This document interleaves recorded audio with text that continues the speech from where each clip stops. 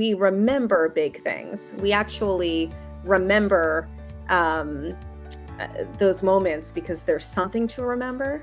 And so I think we overestimate how important they are in our life because we remember them.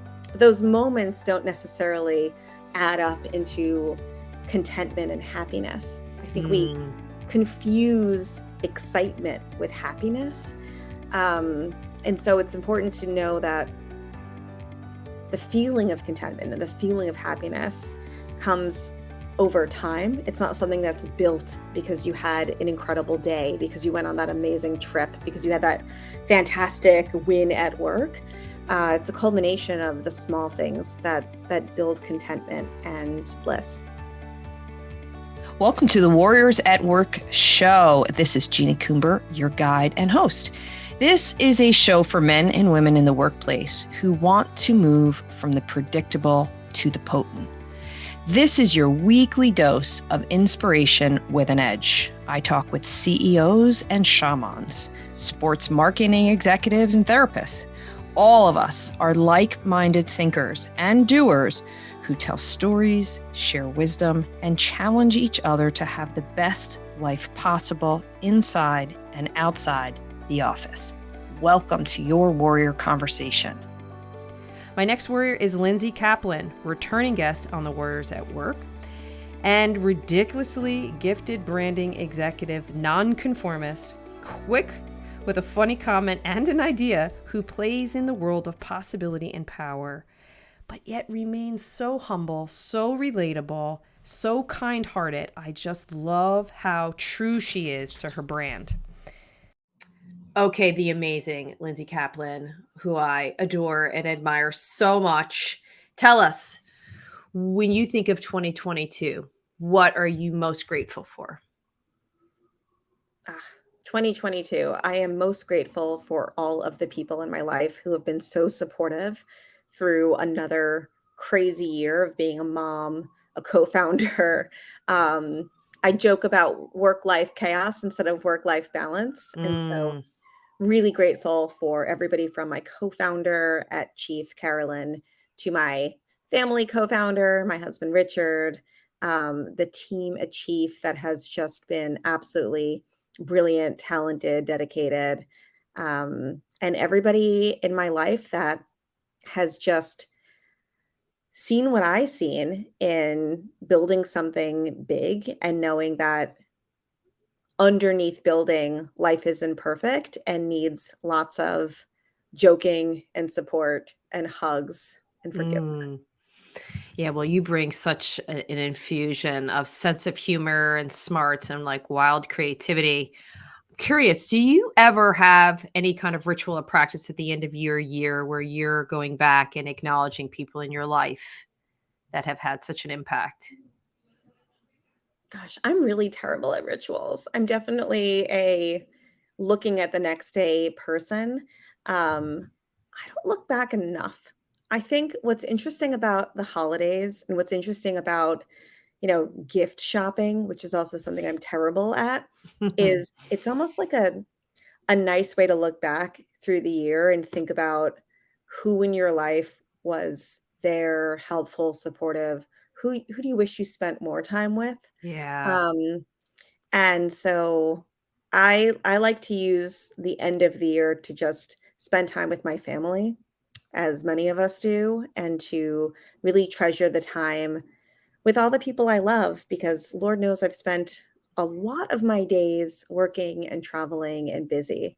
And so I think it's a great time of year to really appreciate your family, and be thankful for the time you have together in the present. And obviously, a big part of what we talk about here is around moments that teach us something. So, when you think about 2022, what was a fall forward moment that was particularly poignant for you that you really learned from? And maybe even shared back some advice and counsel to somebody else as a result of that experience? I think my fall forward moment was the low point of my year when I lost my grandfather. Mm. Um, my grandfather was always the most proud of me. And it was a struggle to be in that low point in my life to feel that much grief and to show up and be a leader for others. And I think I wish I gave myself a bit more time and a bit more grace. And when you are grieving and when you are in your low point, it's okay to take more time. It is all right to take it slowly, Mm. and to make sure that you are taking care of yourself before you can take care of others. Mm. Wow. So important. So important because there's no time limit on the grieving process. I think what you hit on too, which is so interesting, especially as a really smart, successful businesswoman, you're in demand. You're always being pulled into so many different directions to go through such a personal, emotional issue. So important to like name wherever you are and really experience the emotion around that rather than put my head down. I've got a job to do. I have to perform all of these functions. I think that's really, really beautiful the way you just said that. Yeah, well, it's hard not to want to compartmentalize, Mm, which is one way to deal with grief and to move forward with your life.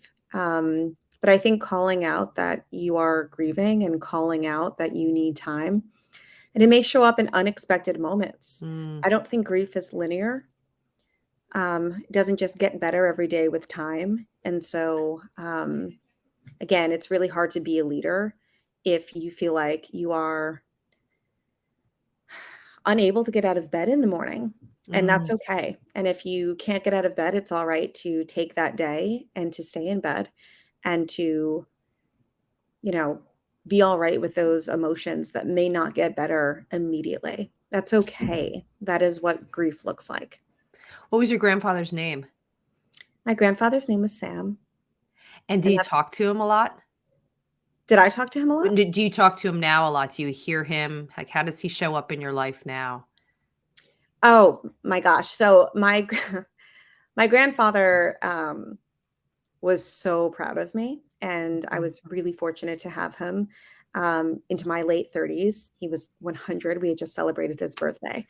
And it's funny, my grandmother gave me, um, she started giving me her jewelry as she started to get older. I'm very lucky my grandmother's still with me.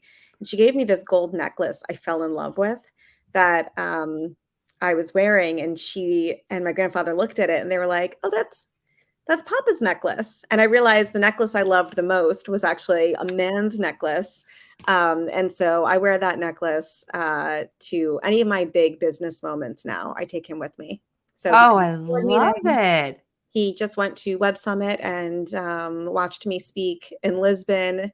And he's been in a few photo shoots. So I always get a kick out of wearing his necklace when I have a big business moment. What was his best piece of advice he ever gave you? My grandfather was not a business person, so he got a kick out of it, and he just really treasured the small moments of life. And Mm, so big things are amazing and spectacular and fun and exciting, but at the end of the day, what's most important, I think, is the little time in between the big flashy moments that make up most of our life and that are spent with family, doing simple things and simply being happy. Why do you think we miss those smaller moments and focus more on the bigger moments? I think it's the psychology of our brains, Mm, honestly. Like we remember big things. We actually remember um, those moments because there's something to remember. And so I think we overestimate how important they are in our life because we remember them. But those moments don't necessarily add up into contentment and happiness. I think we mm. confuse excitement with happiness. Um, and so it's important to know that the feeling of contentment and the feeling of happiness comes over time. It's not something that's built because you had an incredible day, because you went on that amazing trip, because you had that fantastic win at work. It's a culmination of the small things that build contentment and bliss. God, I love that. The small things build contentment. Yeah. It's like a bumper sticker right there. Oh, I love that. it's like showing up at work, right? Like you could have a big win, but if your day to day at the office isn't delightful, if you don't like what Mm, you do, if you're not getting along with your colleagues, you're not going to really enjoy your job, even if you have an occasional big win.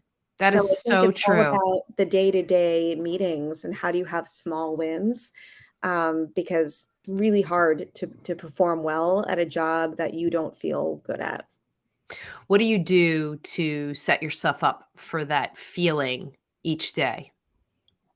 What's interesting is I've been working from home a lot post-pandemic, and so I'm around all of the things that make me happy, and it helps me remember what meaning is. It's helpful to hear my kid shouting in the other room because he is such a he's life, right? My kids, Mm, my husband, my family, and I am so dedicated and in love with Chief and our mission, but I think post-pandemic, this kind of mushiness of bringing work into home and not necessarily compartmentalizing and cutting it off in my commute has really mm. allowed me to think bigger picture about what matters and what's meaningful for me and what's helpful for the company as well.